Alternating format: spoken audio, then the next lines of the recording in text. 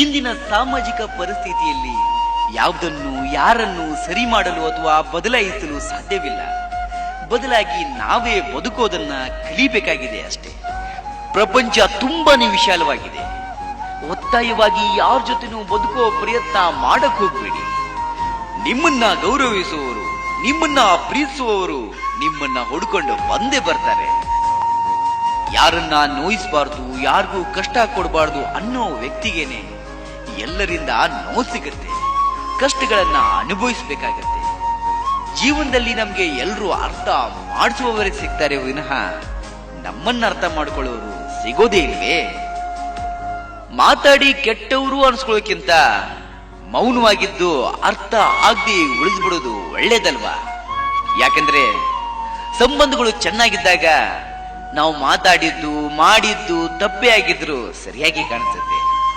ಅದೇ ಸಂಬಂಧ ಕೆಟ್ಟು ಹೋದಾಗ ನಾವು ಮಾತಾಡ್ತಾ ಇರೋದು ಸರಿಯಾಗಿದ್ರು ಅದು ತಪ್ಪಾಗಿ ಕಾಣಿಸುತ್ತೆ ಅಲ್ವಾ?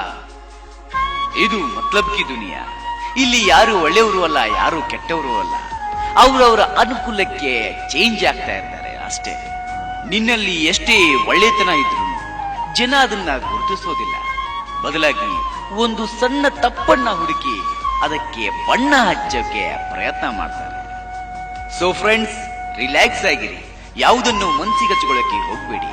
ಯಾಕಂದ್ರೆ ಈ ಬದುಕು ಅನ್ನೋದು ನದಿದ ಹಾಗೆ, ಸಮುದ್ರ ಸೇರೋವರೆಗೂ ನಾವು ಸಾಕ್ತಾನೇ ಇರಬೇಕು.